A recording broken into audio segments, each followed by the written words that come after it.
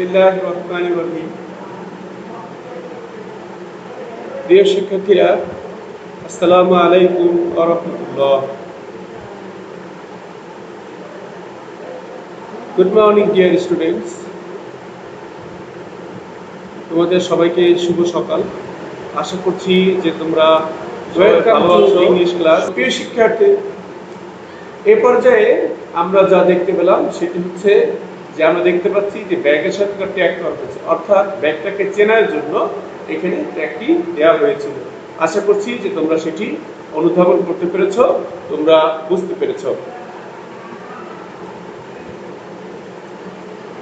Dear students, look, they are asking something.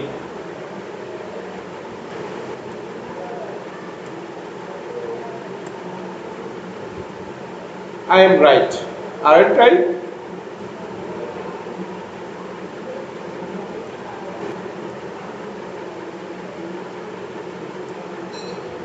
So, dear students, today's lesson is question tag. প্রিয় শিক্ষার্থীরা, তাহলে আজকে আমাদের আলোচ্য বিষয় হচ্ছে কোশ্চেন ট্যাগ পার্ট 2। পার্ট 1 আমরা পূর্বেই শেষ করেছি। আজকে তোমাদের জন্য পার্ট 2 নিয়ে আমি হাজির হয়েছি। আশা করছি তোমরা অত্যন্ত মনোযোগের সাথে এই ক্লাসটি করবে।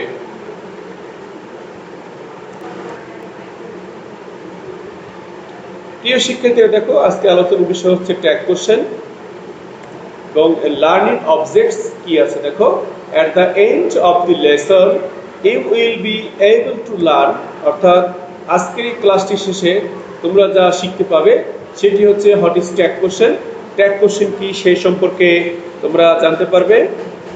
What is the pragmatic use of it, tag কোশ্চেনের ব্যবহারটা কি সেই সম্পর্কে তোমরা জানতে পারবে। এছাড়াও তোমরা জানতে পারবে what type of message does it convey, এটা কোন ধরনের মেসেজ আমাদেরকে দিয়ে থাকে সেটি কিন্তু তোমরা এখানে জানতে পারবে। প্রিয় শিক্ষার্থীরা, আমি তোমাদেরকে ইতিমধ্যেই ট্যাগ কোশ্চেন সম্পর্কে ধারণা দিয়ে দিয়েছি। আশা করছি তোমরা সেগুলো বুঝতে পারছো।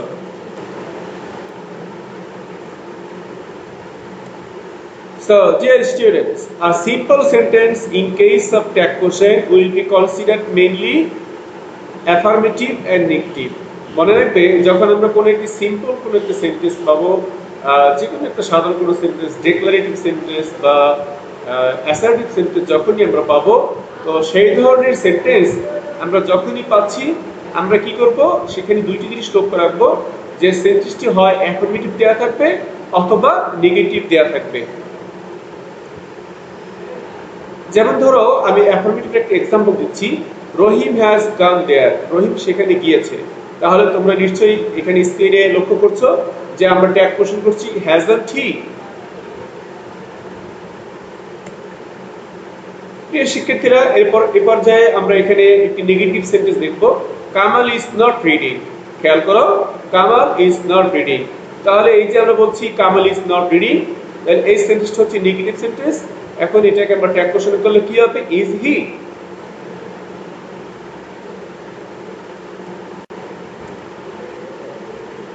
প্রিয় শিক্ষার্থীরা, ট্যাগ কোশ্চেন নিয়ে আলোচনা চলছে, তোমরা অত্যন্ত মনোযোগ সহকারে দেখবে। আমি এখন তোমাদেরকে যে প্যাটার্নটি দেখাচ্ছি, ট্যাগ কোশ্চেন জানার জন্য, ট্যাগ কোশ্চেন করার জন্য এটি অত্যন্ত গুরুত্বপূর্ণ। তোমরা যদি এই প্যাটার্নটা জানতে পারো, শিখে নিতে পারো, তাহলে ইনশাআল্লাহ আশা করা যায় যে তোমরা অবশ্যই খুব সহজেই ট্যাগ কোশ্চেন জানতে পারবে। দেখো, let's know the tag form of auxiliary verbs at A glance. আমরা এক নজরে অক্সিলারি ভার্বের ট্যাগ ফর্মটা দেখে নিব এবং এটাই হচ্ছে গোপন রহস্য ট্যাগ কোশ্চেন করার জন্য। তোমরা ইতিমধ্যে অনেকগুলো রুলস তোমরা শিখেছো। আমি বলেছিলাম যে ট্যাগ কোশ্চেনের যে পার্ট 1 রয়েছে সেখানে তোমরা দেখেছো। আমি তোমাদেরকে অক্সিলারি ভার্বের প্যাটার্নটা এখানে দিচ্ছি। প্রিয় শিক্ষার্থীরা, তোমরা লক্ষ্য করে দেখো যে এখানে আমরা যে ট্যাগ কোশ্চেন করার জন্য যে অক্সিলারি ভার্ব, সেই অক্সিলারি ভার্বের যে প্যাটার্নটা, সেই প্যাটার্ন এখানে তোমাদেরকে দিয়ে দিয়েছি। তোমরা প্রয়োজনে এই প্যাটার্নটাকে স্ক্রিনশট দিয়ে তোমরা রেখে নিতে পারো এবং তোমরা শুয়ে বসেও কিন্তু এই ট্যাগ কোশ্চেনের অক্সিলারি যে ভার্বগুলো রয়েছে সেই ভার্বগুলো তোমরা অবশ্যই কিন্তু শিখতে পারবে। তো প্রিয় শিক্ষার্থীরা, তোমরা আমার কথা ঠিকমতো শুনছো কিনা সেটা একটু কমেন্টে একজন জানাও। তো তোমরা কমেন্টে একজন অবশ্যই লিখে জানাও যে তোমরা আমার কথাগুলো স্পষ্ট শুনতে পাচ্ছ কিনা। তো প্রিয় শিক্ষার্থী, দেখো মূল আলোচনার বিষয় হচ্ছে এই অক্সিলারি ভার্বগুলো। এরপরে কিছু প্রাসঙ্গিক বিষয় রয়েছে, কিন্তু মূল আলোচনার বিষয় হচ্ছে এইখানে এই অক্সিলারি ভার্বের শর্ট ফর্মটা বা কোনটা কিভাবে ইউজ করতে হয় সে অনুযায়ী। তো প্রিয় শিক্ষার্থীরা, তোমাদেরকে অসংখ্য ধন্যবাদ। এবারে আমরা একটু পড়ছি। দেখো, দেখবে যে প্রোনাউন আই এর সাথে আই এম নট এভাবে যুক্ত হয় এবং সেটা অক্সিলারি ফর্ম যেটা থাকে এম নট, আমরা কন্ট্রাকশন বা শর্ট ফর্ম ব্যবহার করব, অর্থাৎ ট্যাগ কোশ্চেন তৈরি করার জন্য ব্যবহার করব হচ্ছে আরএন্ট। ইজ নট থাকলে ব্যবহার করব ইজেন্ট। দেখো, ইজ নট কোথায় ব্যবহার হয়? হি, শি অথবা যে কোনো থার্ড পারসন সিঙ্গুলারের ক্ষেত্রে এইভাবে ইজ নট ব্যবহার করা হয়। সেই ক্ষেত্রে আমরা কন্ট্রাকশন ইজেন্ট এভাবে ব্যবহার করে দেখব। এছাড়াও দেখো যে কোনো প্লুরাল নাম্বার যদি হয় তাহলে প্রেজেন্ট সেই ক্ষেত্রে আর নট ব্যবহার করা হয়। সেই ক্ষেত্রে আমরা কন্ট্রাকশন বা ট্যাগ কোশ্চেন ব্যবহার করব আরএন্ট। দেখো, পাস্ট টেন্সে অক্সিলারি ভার্ব হিসেবে ওয়াজ ব্যবহার করা হয় থার্ড পারসন সিঙ্গুলার নাম্বারের সাথে। তো সেই ক্ষেত্রে ওয়াজ নট এটাকে আমরা সংক্ষিপ্ত করে লিখব ওয়াজন্ট। প্রিয় শিক্ষার্থীরা, খুব লক্ষ্য করে শোনো, অত্যন্ত মনোযোগের সাথে শোনো। অয়ানর যে শব্দটা রয়েছে এটি হচ্ছে পাস্ট টেন্সে ব্যবহার করা হয় প্লুরাল নাম্বার সাবজেক্টের সাথে। তো আমরা সেটাকে এখানে লিখব অয়ানর শর্ট ফর্ম করে অথবা ট্যাগ কোশ্চেনের সাথে লিখব। প্রিয় শিক্ষার্থীরা, তোমরা খুব ভালোভাবে লক্ষ্য করে দেখো, উইল নট থাকে ফিউচার ফর্মের সাথে। উইল নট এটাকে কন্ট্রাকশন করলে হয় ওল্ড। তোমরা কিন্তু উইল নটকে অন্যভাবে লিখলে ট্যাগ কোশ্চেনের জন্য কোনো নম্বর পাবে না। তো আমি আবার বলছি, উইল নটকে লিখতে হবে ওল্ড, এইভাবে লিখতে হবে। তোমরা কিন্তু অত্যন্ত মনোযোগের সাথে সেগুলো দেখবে। এরপরে দেখো প্রিয় শিক্ষার্থীরা, শ্যাল নট এখানে আমরা লিখবো শ্যান্ট। ক্যান নট এটাকে লিখবো ক্যান্ট। কুড নট এটা হচ্ছে ক্যান নট এর পাস্ট ফর্ম, তাহলে ক্যান নট কে আমরা লিখবো ক্যান্ট, কুড নট কে আমরা লিখবো কুডন্ট, মে নট কে আমরা লিখবো মেন্ট। এবারে মে নট বা মে এর পাস্ট ফর্ম হচ্ছে মাইট, তাহলে মাইট নট আমরা এটাকে লিখবো মাইটেন্ট। মাস্ট নট এটাকে লিখবো মাস্টেন্ট। হ্যাজ নট আমরা লিখবো হ্যাজেন্ট। হ্যাড নট আমরা লিখবো হ্যাডেন্ট। ডু নট আমরা লিখবো ডোন্ট। প্রিয় শিক্ষার্থীরা, তোমরা একটু লক্ষ্য করে দেখো, ডু, ডাজ এবং ডিড এই তিনটি ওয়ার্ডের কথা আমি এখানে বিশেষভাবে বলতে চাচ্ছি। কারণ হচ্ছে এই তিনটি ওয়ার্ড তোমরা কিন্তু অক্সিলারি ভার্ব হিসেবে সেন্টেন্সের মধ্যে সরাসরি পাবে না। হ্যাঁ, যদি নেগেটিভ থাকে তাহলে ডু নট, ডাজ নট বা ডিড নট থাকতে পারে, কিন্তু যদি অ্যাফার্মেটিভ সেন্টেন্স হয় তাহলে সেক্ষেত্রে তোমরা একটি মেইন ভার্ব পাবে এবং অক্সিলারি ভার্ব হিসেবে তোমরা কিন্তু এগুলো পাবে না। তো সেক্ষেত্রে তোমরা অ্যাফার্মেটিভ সেন্টেন্সকে নেগেটিভ করার জন্য ডু নট দিয়ে নেগেটিভ করতে হবে এবং সেটাকে ট্যাগ কোশ্চেন করার জন্য ডোন্ট ব্যবহার করতে হবে। আর যদি subject third person singular number হয় তাহলে সেক্ষেত্রে তোমরা দেখতে পাবে সেন্টেন্সের মেইন ভার্ব সাথে এস বা ইয়ে যুক্ত করা হবে নিয়ম অনুসারে, এবং সেই সেন্টেন্সটিকে নেগেটিভ করার জন্য ডাজ নট হয়, এবং সেটিকে তোমরা যদি ট্যাগ কোশ্চেন অন্তর্ভুক্ত করতে চাও তাহলে ডাজন্ট ব্যবহার করতে হয়। ঠিক তেমনি ভাবে তোমরা যদি কোনো সেন্টেন্স অর্থাৎ অ্যাফার্মেটিভ সেন্টেন্স পাও পাস্ট টেন্সে লিখিত, তোমরা যদি কোনো অ্যাফার্মেটিভ সেন্টেন্স পাও তাহলে সেই ধরনের সেন্টেন্সকে তোমরা যদি নেগেটিভ ফর্ম করতে চাও তাহলে সেটা হয়ে যাবে ডিড নট, এবং সেই ক্ষেত্রে তোমরা যদি কন্ট্রাকশন করো বা যদি ট্যাগ কোশ্চেন অন্তর্ভুক্ত করো সেটা হয়ে যাবে ডিডন্ট। আশা করছি তোমরা এই বিষয়গুলো খেয়াল রাখবে এবং সেইভাবে তোমরা পরীক্ষার সময় মাথা ঠান্ডা রেখে অত্যন্ত মনোযোগের সাথে প্রশ্নটা আগে ভালোভাবে বুঝে তারপর উত্তর লেখার জন্য চেষ্টা করবে। তো প্রিয় শিক্ষার্থীরা, আরো কিছু মোডাল অক্সিলারি রয়েছে, তোমরা খেয়াল করো। ওটন্ট এগুলো হচ্ছে ওটন্ট, এভাবে লিখবো। ডেয়ার নট আমরা লিখবো হচ্ছে ডেয়ারড। নিড নট আমরা লিখবো নিডেড। তো প্রিয় শিক্ষার্থীরা, অক্সিলারি ভার্বের এই স্লাইড থেকে আমি এখন বিদায় নিচ্ছি। তোমরা ইচ্ছে করলে এই পেজ থেকে একটি স্ক্রিনশট নিয়ে রাখো তোমাদের মোবাইলে, এবং সেখানে তোমরা কিন্তু অবশ্যই এগুলো মুখস্থ করে রাখবে। তোমরা বসে এমনকি তোমাদের অলস সময় কিন্তু এটা কাজে লাগাতে পারো। আশা করছি যে তোমরা এই প্যাটার্নটি অবশ্যই মুখস্থ করবে।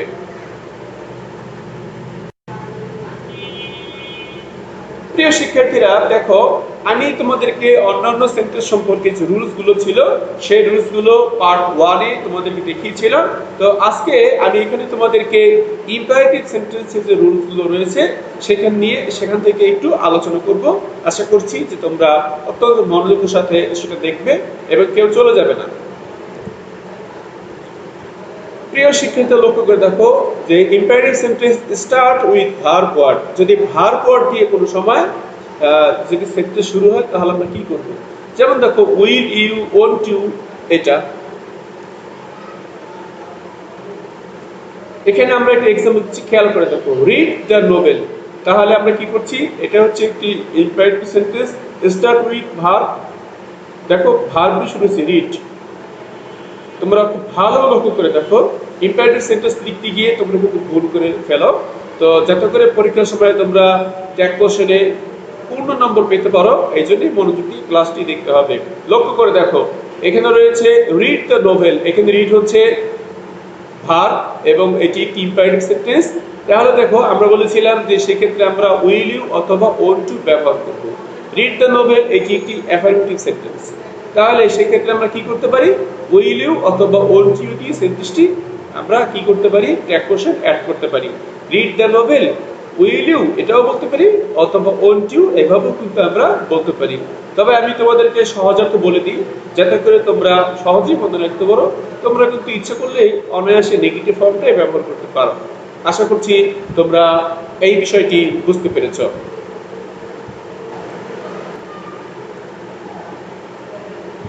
প্রিয় শিক্ষার্থীরা, আমরা কথা বলছিলাম ইম্পারেটিভ সেন্টেন্স নিয়ে।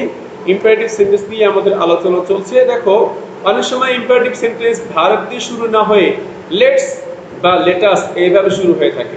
আমি আবারও বলছি, ইম্পারেটিভ সেন্টেন্স অনেক সময় সেন্টেন্সের শুরুতে লেটস বা লেটাস এভাবে শুরু হয়ে থাকে। তো সেখানে আমরা কি করব? শ্যাল উই এই শব্দটি ব্যবহার করতে পারি। আমরা একটু এক্সাম্পল দেখে নিচ্ছি। প্রিয় শিক্ষার্থীরা লক্ষ্য করে দেখো, আমি তোমাদের জন্য এখানে একটি এক্সাম্পল দিয়ে সেন্টেন্স দিয়েছি, let's have a cup of tea. এর অর্থটা তোমাদের জানা থাকলে ভালো হয়। চলো এক কাপ চা খাই, let's have a cup of tea. তাহলে দেখো এখানে একটি প্রপোজাল দেওয়া হয়েছে, প্রস্তাবনা করা হয়েছে। তো মানে সে এই এক কাপ চা খাবে কি খাবে না এটা তাকে জিজ্ঞাসা করা হয়েছে প্রস্তাবনার অর্থে। তাকে প্রশ্ন করা হয়নি, কিন্তু তাকে প্রস্তাব করা হয়েছে। তো তাহলে আমরা এটাকে ট্যাগ কোশ্চেন করব শ্যাল উই। দেখো আমরা যখন বলছি let's have a cup of tea, চলো এক কাপ চা খাই, তার মানে সেখানে কিন্তু যিনি বক্তা বা যিনি স্পিকার, যিনি প্রপোজ করছেন, তিনি কিন্তু নিজেকেও উল্লেখ করে এই কথাটি বলছেন। তো সেই জন্যই এখানে সাবজেক্ট হিসেবে উই নিয়ে আসতে হবে। আমি আবারও বলছি, এই ধরনের সেন্টেন্স যিনি বলেন, বক্তা বা স্পিকার যিনি এই কথাগুলো বলে থাকেন, তো তিনি কিন্তু নিজেও এটার সাথে অন্তর্ভুক্ত। তো সেই হিসেবে সাবজেক্ট হিসেবে উই নিয়ে আসতে হবে। Let's have a cup of tea, চলো এক কাপ চা খাই। তার মানে যাকে বলা হচ্ছে হয়তো তিনিও খাবেন এবং যিনি বলেছেন হয়তো তিনিও খাবেন।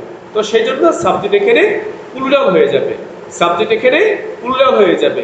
আশা করি তোমরা বিষয়টি বুঝতে পেরেছো। তো আমরা উপরে প্যাটার্ন দেখিয়েছি, এবার এখানে এক্সাম্পলটা দেখিয়েছি, তোমরা একটু ভালোভাবে লক্ষ্য করে দেখবে। প্রিয় শিক্ষার্থীরা, ট্যাগ কোশ্চেন নিয়ে আলোচনা চলছে এবং আমরা কথা বলছি ইম্পারেটিভ সেন্টেন্সের বিষয় নিয়ে। খেয়াল করে দেখো, ইম্পারেটিভ সেন্টেন্সে অনেক সময় ডোন্ট, নেভার, প্লিজ, কাইন্ডলি এই কতগুলো উল্লেখ থাকে। অর্থাৎ সেন্টেন্সের শুরুতেই কিন্তু আমরা এগুলো দেখতে পাই। তো যদি এই ধরনের কোনো ওয়ার্ড থাকে তাহলে সেই ইম্পারেটিভ সেন্টেন্সকে আমরা কিভাবে ট্যাগ কোশ্চেন করব খেয়াল করে দেখো।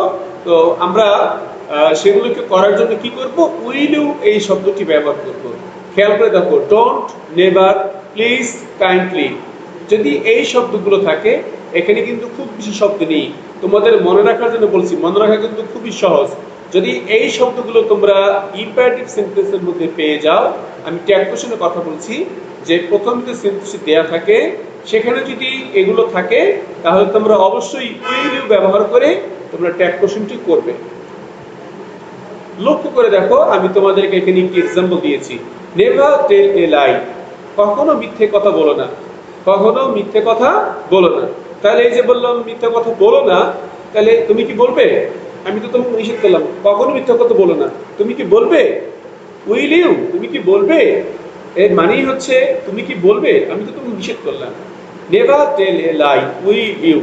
তাহলে প্রিয় শিক্ষার্থীরা লক্ষ্য করে দেখো, ইম্পারেটিভ সেন্টেন্সের মধ্যে এইভাবে যদি ডোন্ট, নেভার, প্লিজ, কাইন্ডলি থাকে, তাহলে আমরা কি করব? উইল ইউ দিয়ে সেই সেন্টেন্সটিকে আমরা কমপ্লিট করব, অর্থাৎ ট্যাগ কোশ্চেন অ্যাড করব।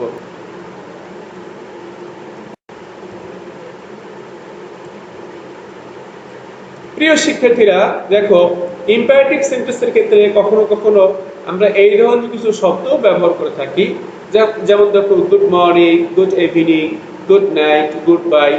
এই শব্দযুক্ত কোনো সেন্টেন্স যদি আমরা পেয়ে থাকি, তাহলে সেগুলোকে আমরা কিভাবে চেঞ্জ করব একটু দেখে নিচ্ছি। সেই ক্ষেত্রে আমরা ব্যবহার করব ডোন্ট আই। খেয়াল করে দেখো, আমি আবারও বলছি, যদি good morning, good evening, good night বলা হয়ে থাকে, তাহলে আমরা কি করব? ডোন্ট আই এই শব্দটি যোগ করে আমরা ট্যাগ কোশ্চেন করব।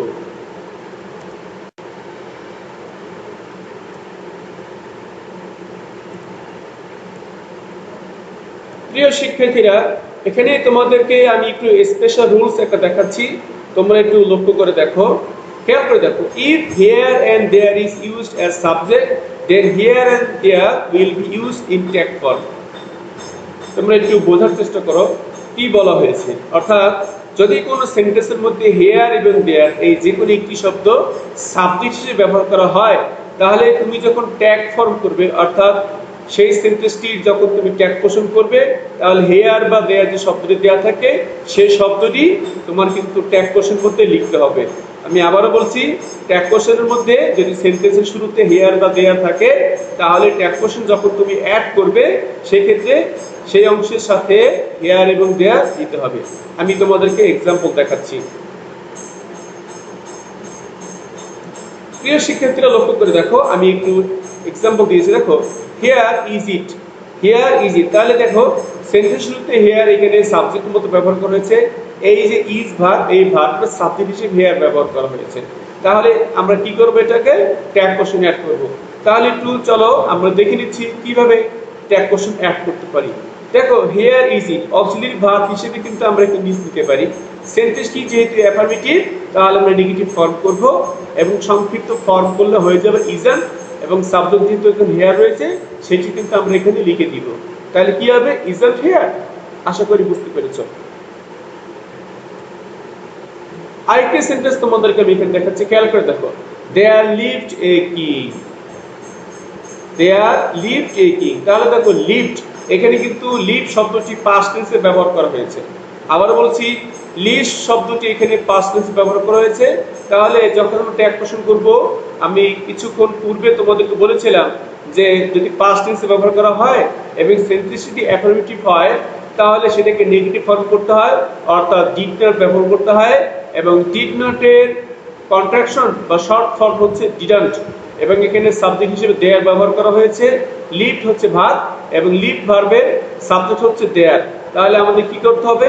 ট্যাগ কোশ্চেনের যে অংশটুকু রয়েছে তার সাথে দেয়ার এই শব্দটা শেষে গিয়ে যুক্ত করতে হবে। তাহলে ট্যাগ কোশ্চেন হবে ডিডন্ট দেয়ার। আশা করি বুঝতে পেরেছো।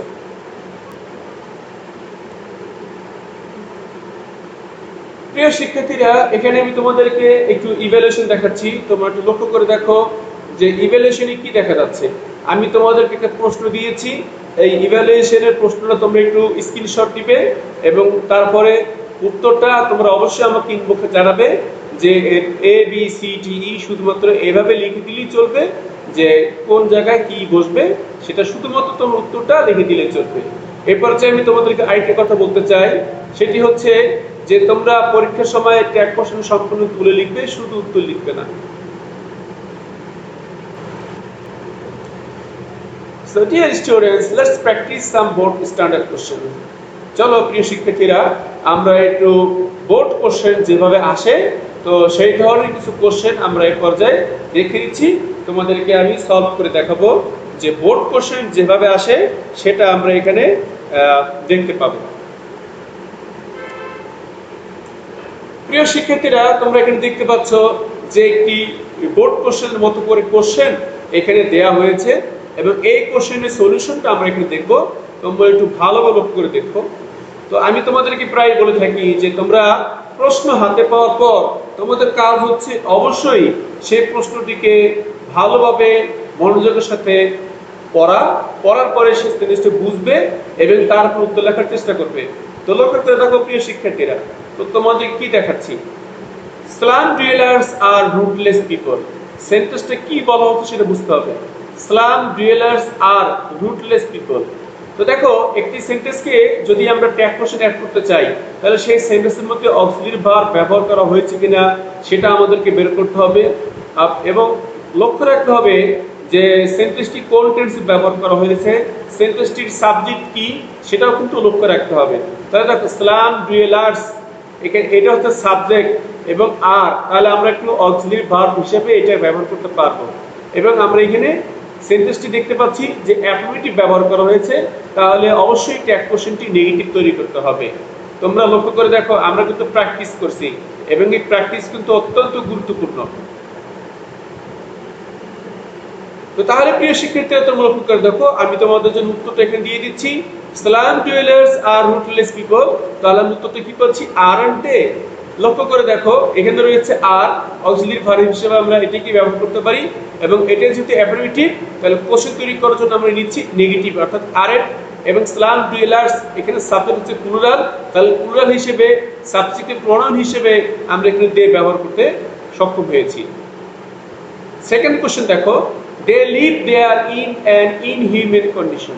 they তাহলে সাবজেক্ট কি, they live there, তাহলে live হচ্ছে এখানে ভার্ব এবং এই ভার্বটি রয়েছে এখানে প্রেজেন্ট ফর্মে। ভালোভাবে লক্ষ্য করে দেখো আমি তোমাদেরকে সলিউশন শুধু করে দিচ্ছি না, সলিউশনটা কিভাবে করব সেই জিনিসগুলো কিন্তু বলে দিচ্ছি। they live there in an inhuman condition, এগুলো আমাদের খুব বেশি বিবেচ্য বিষয় নয়। আমাদের বিবেচ্য বিষয় হচ্ছে সেন্টেন্সটি অ্যাফার্মেটিভ নাকি নেগেটিভ সেটি খেয়াল করতে হবে। এরপরে দেখো দেখতে হবে সেন্টেন্সের সাবজেক্ট কি রয়েছে, সেই সাবজেক্টকে লক্ষ্য রাখে এখানে আমাদেরকে লিখতে হবে। আরেকটি বিষয় লক্ষ্য রাখতে হবে যে এখানে যে ভার্ব ব্যবহার করা হয়েছে সেই ভার্বটি কোন টেন্সে ব্যবহার করা হয়েছে। আরেকটি জিনিস খেয়াল করতে হবে সেন্টেন্সের মধ্যে কোনো অক্সিলারি ভার্ব আছে কিনা। তো এখানে বি নাম্বার যে কোশ্চেন রয়েছে তার মধ্যে কোনো অক্সিলারি ভার্ব নেই, তবে মেইন ভার্ব হিসেবে লিভ ব্যবহার করা হয়েছে এবং এটি প্রেজেন্ট টেন্সে ব্যবহার করা হয়েছে তোমরা দেখতে পাচ্ছ।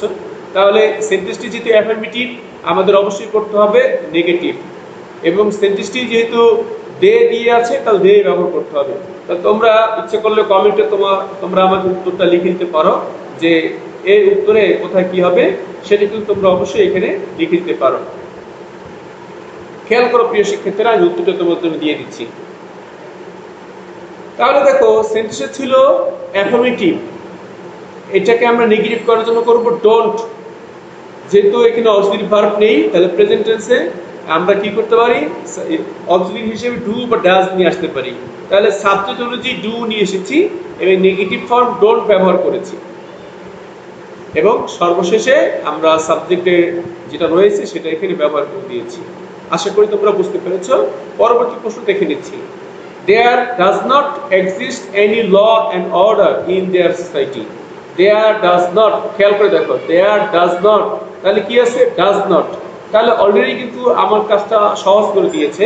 প্রশ্নের মধ্যে নেগেটিভ ফর্ম ব্যবহার করা হয়েছে এবং অক্সিলারি ভার্ব হিসেবে ডাজ এখানে আনা হয়েছে, তাহলে আমার কাজটা কিন্তু অর্ধেক এখানে সম্পন্ন হয়েছে। আমি শুধু গুছিয়ে এখানে লিখে দিব, শুধুমাত্র সাজিয়ে লিখে দেব তাহলে কিন্তু চলবে। খেয়াল করে দেখো প্রিয় শিক্ষার্থীরা, there does not exist any law and order in their society, তাহলে আশা করি তোমরা উত্তরটা বুঝতে পেরেছো। আমি উত্তরটি তোমাদের জন্য দিয়ে দিচ্ছি। যেহেতু এখানে সেন্টেন্সটিতে নেগেটিভ ফর্ম ব্যবহার করা হয়েছে সেজন্য আমরা কোশ্চেন করার জন্য অ্যাফার্মেটিভ ফর্ম ব্যবহার করছি অর্থাৎ ডাজ ব্যবহার করেছি। এবং কিছুক্ষণ পূর্বে তোমাদের রুলস দেখিয়েছিলাম যে যদি সেন্টেন্সের মধ্যে ভার্বের পূর্বে হেয়ার এবং দেয়ার থাকে সাবজেক্ট হিসেবে ব্যবহার করা হয় হেয়ার বা দেয়ার, তাহলে ট্যাগ কোশ্চেনের ক্ষেত্রে সেই শব্দটা ব্যবহার করতে হবে। তো আশা করি যে তোমরা সেটা অবশ্যই এখানে লক্ষ্য করেছো। তাহলে কি হবে, ডাজ দেয়ার। পরের সেন্টেন্স দেখো, everybody should come forward to rehabilitate them.